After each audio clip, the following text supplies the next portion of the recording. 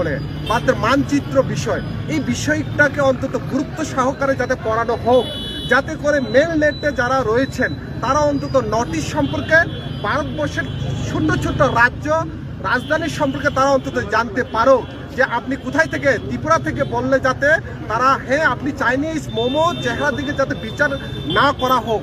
ভারতের শিক্ষা ব্যবস্থা এমন একটা শিক্ষা ব্যবস্থা হওয়া উচিত কেন্দ্রীয় সরকারের, যে শিক্ষা ব্যবস্থার মাধ্যমে পুরো দেশ, ভারতবর্ষের এত বিশাল একটা দেশের প্রত্যেকটা অংশের মানচিত্র, তার ভাষা, জাতির ঐক্য সম্পর্কে জানবে, এরকম একটা শিক্ষা ব্যবস্থা হওয়ার প্রয়োজন। কিন্তু বর্তমানে শাসন গোষ্ঠী আমরা দেখলাম শিক্ষা ব্যবস্থাকেও আজকে আঘাত হানছে, যে মানচিত্র আজকে তুলে দিচ্ছে সেখানে আরএসএস এর আইডিওলজিতে বিজ্ঞানের যে ধারাগুলি রয়েছে পাঠ্যপুস্তক আজকে পরিবর্তন করে দিচ্ছে। যে সরকার এইভাবে আজকে পুরো ভারতবর্ষটাকে কিভাবে হিংসায় পরিণত করে দিচ্ছে তারই উদাহরণ হিসাবে আমাদের ভাই এঞ্জেল চাকমার মৃত্যু বা আত্মহত্যা বলে মার্ডার আমরা বলতে পারি।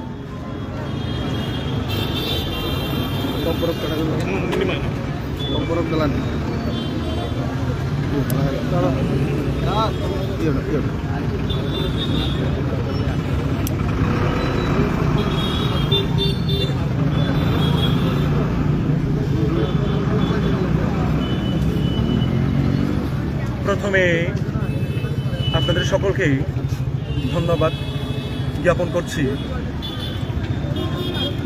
সংক্ষিপ্ত সময়ের মধ্যে হলেও আমাদের ডাকে সাড়া দিয়ে আপনারা আমাদের এই কর্মসূচিটাকে কাভারেজ করার জন্য এসেছেন। আপনাদেরকে অত্যন্ত ধন্যবাদ। এবং দুঃখের সহিত বলতে হয় আজকে আমরা সিটি সেন্টার সামনে এখানে সমবেত হয়েছি ইউআইএফ ডিএসইউর ডাকে, এবং এখানে যৌথভাবে এসএফআই এবং ডিওয়াইএফআই তারাও আমাদের সাথে সামিল হয়েছেন।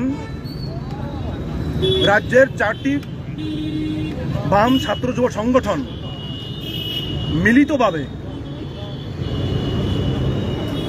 আমাদের ভাই এঞ্জেল চাকমা মৃত্যুতে আমরা অত্যন্ত শোকাহত, আমরা গভীরভাবে বেদনাহত।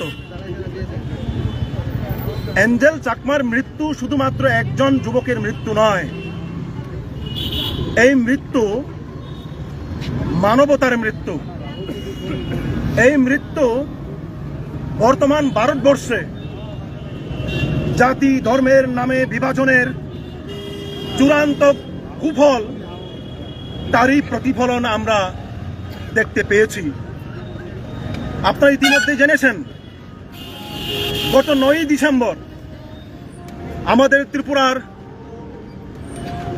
এক সম্ভাবনাময় ছেলে ছাত্র, তারা দু ভাই দেরাদুনে পড়তে গিয়েছিলেন এবং সেখানে একটি বাজারে যাওয়ার সময় বাজার করে যখন বাড়িতে ফিরবেন তখনই সেখানে প্রায় 500 জন দুষ্কৃতী, আমরা এও খবর পেয়েছি তারা উগ্র হিন্দুত্ববাদী দুষ্কৃতী,